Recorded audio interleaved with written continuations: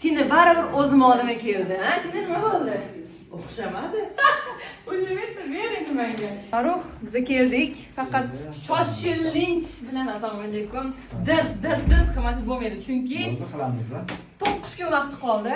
Men kelishimdan oldin boshqa universitet topshirgan. Qilmagan dokumentini ana shunday qolib ketgan. Endi bizdan universitetga havas qilib borib videoga olganda mana shu yerga kirsam bo'lar ekan, o'sha topshirib bo'ldim deydi. Farishtalar olmay qo'ydi, tez oldi keldik. Niyat xolis ekan. Da. Necha kunda qilib berasiz? Vaqtimiz qolmadi. Xudo xolisa bugun hujjatlarni o'qishga topshiramiz.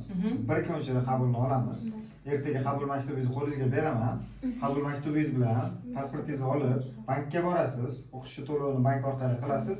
Bizga dekontini olib kelib berasiz. Ikkinchi kuniga yana bir kun ichida sizga go'ch idorasi uchun kerakli hujjatlarni qilamiz.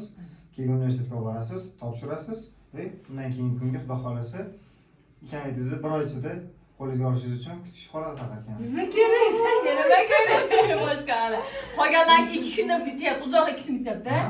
Ko'pchilik menga aytmoqchi edim, TikTokda ham, Instagramda ham men yozyapti, opa bizani aldab qo'ydi, pulimizni olib qo'ydi, dokumentimizni qilib bermadi deydi. Hozir ham yo'lda ketayotgandim.